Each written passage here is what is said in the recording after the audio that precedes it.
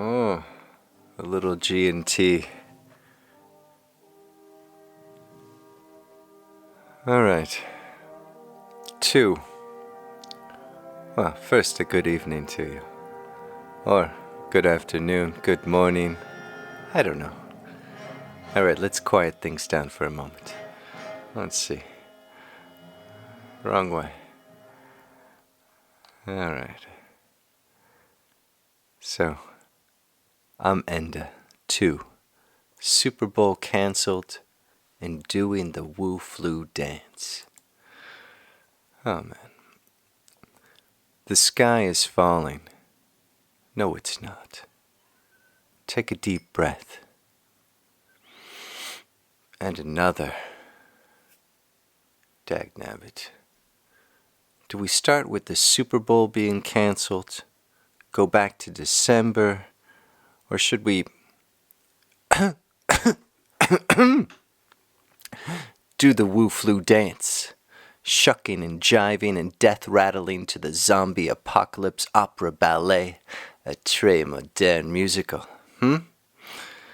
Well, it's the apocalypse in slow motion. I've been so damn lazy, and there are so many of me, but I'll get to that later. Why not play catch-up first and relive some of what I'm unsure is even real? Row, row, row your boat, and all that. Just a sip of G&T.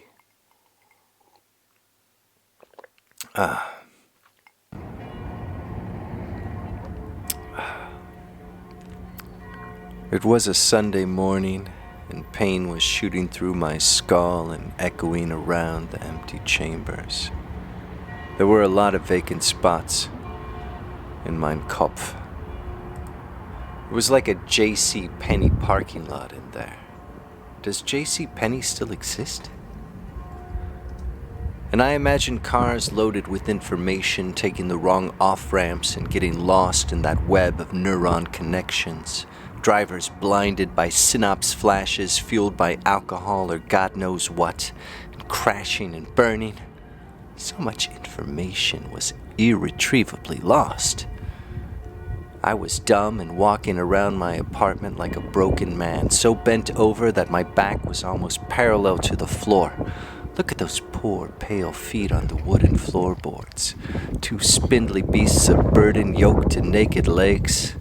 How can those poor dogs support me? And can I actually feel the grains of the wood on my soles? My soles? But you'll understand that later. And my 10 little piggies were looking up at me and waved, and then waves of nausea hit, and I scrambled to the toilet and stayed there long enough to choke out the Lord's Prayer a dozen times. Yes, embarrassingly enough, I had been on a boys' night out that had gone on till 4 in the morning. As one friend remarked, boys was a misnomer. Yeah, what an ass. It was an old men's night out, yeah. And considering the day after, I could not argue with such a classification. Damn it. About 15 of us had enjoyed a traditional English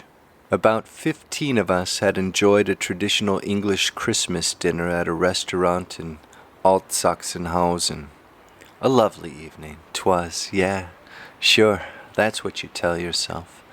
Because what else do you have in this world but pointless escapades? Yeah, what else? Oh, come on, cheer up. After the dinner part of the evening, Rob and Ralph and I and a few others wandered a couple 100 meters over to the shittiest Irish pub in Frankfurt, and the real drinking began. As an aside, if the LisFUB starts getting out of hand in Frankfurt, your best bet is to hole up in that pub. SARS 2.0 would immediately stop replicating in that dark, smoke-filled shithole. The spilt alcohol and filth are guaranteed to be antiviral agents. Besides, it's already full of zombies. Nah, I just can't stand that place. I feel germs crawling all over my skin just thinking about it. So late in the night, after Raph had spilled a beer all over me, the 3 of us, Rob, Raph, and I, had a table to ourselves in the back. Rob was going on about how he wanted to do something creative, use different parts of his brain, and I asked him if he wanted to be the voice of Mr. Sparrow in the next vid. He said he'd love to, though both he and Raph agreed that Mr. Sparrow was only in my head, a part of my subconscious. Some people just refuse to accept reality. But I agreed with them. Mr. Sparrow, of course, was only in my head. I did the vid, Rob did the voice, and then I went to Destino, California for Christmas with the family. Mom, Dad, Nan, family. Was nice. After that, it was a week on Manhattan to start the new year with my older bro P and his family. A wonderful time. I wish I could go back to that time when Wuhan was so far away, and it was all going to be fine. Just a few isolated cases in that city of 11 million in Hubei province. People shouldn't have been eating bat soup. Yeah, sure, that's what did it. It was in the soup. Or was it a bioweapon?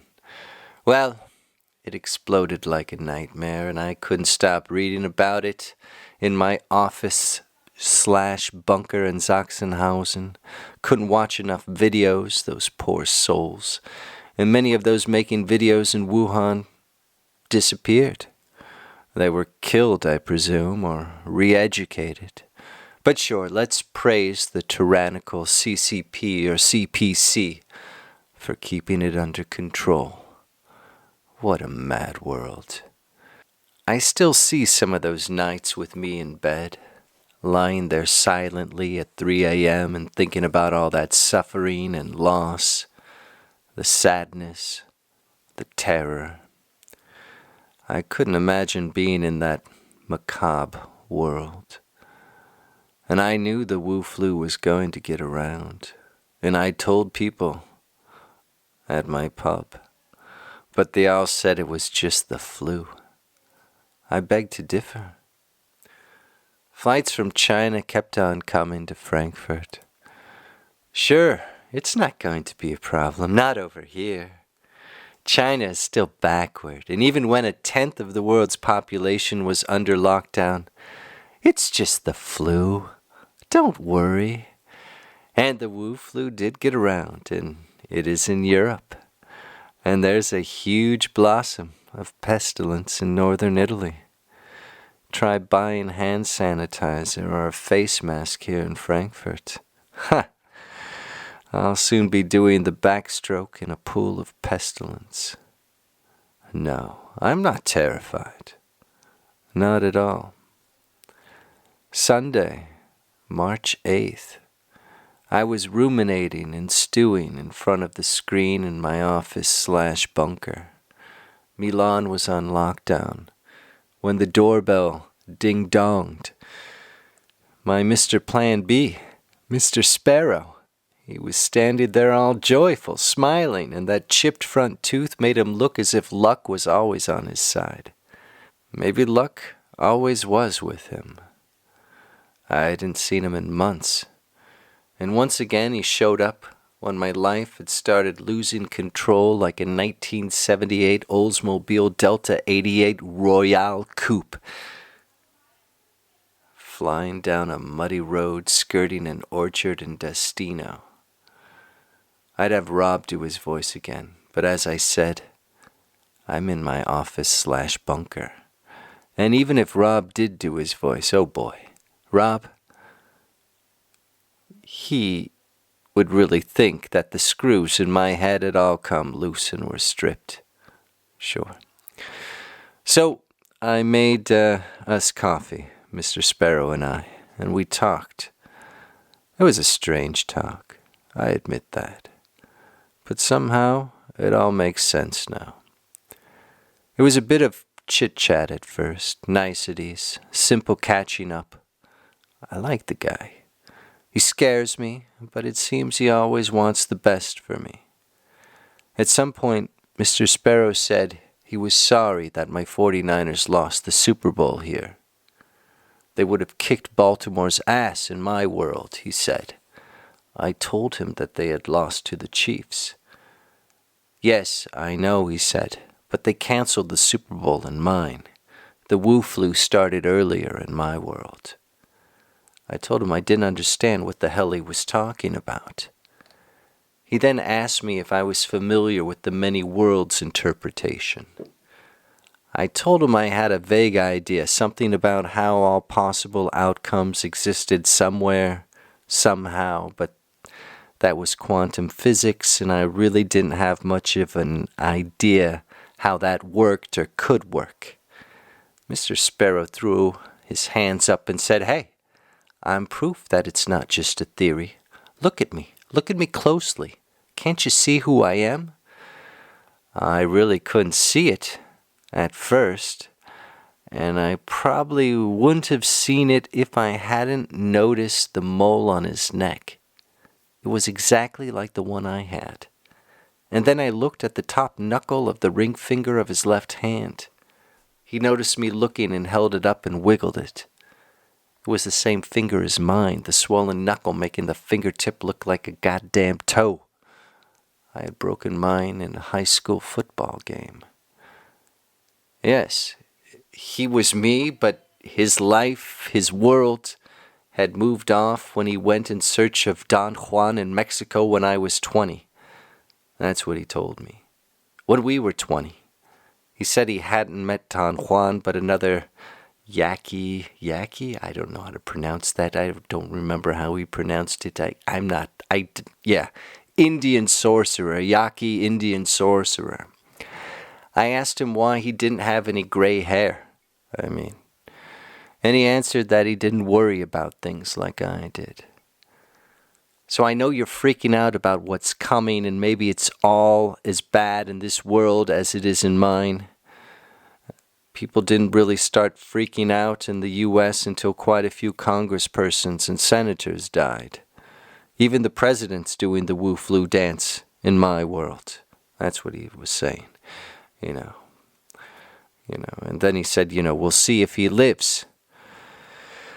And then he went on to say that, from what he had read so far, in my world, in this world, the CDC and that Robert Cocksucker Institute here in Germany, well, they've made the same mistakes, and it probably won't be pretty. It hasn't touched me yet, he said, and maybe that has to do with what I'm going to give you. It's a mix that opens up the worlds, I guess you could say, and maybe taking it keeps me safe and will keep you safe too. Whatever you do, don't cower. You've got to help people. This is what he was telling me. A lot of people will need help. Mix it in a glass of warm water and see what happens. You're going to be fine, he said. I said? I don't know. He said, yes. He is me, but he said it. Yeah, he gave me a small packet. It looked like cocaine. At least that's what it looks like in the movies. Yeah, I am probably crazy, but Mr. Sparrow assured me I wasn't. I'm still terrified about what's coming, about this Wu flu, and I'm kind of scared to take this world-opening mixture. But I'll probably check it out. But I've been terrified for so long.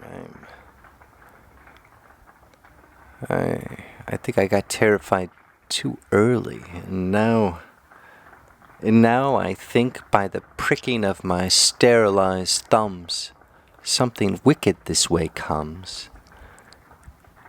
And I'm not sure if it's the Wu flu or something else.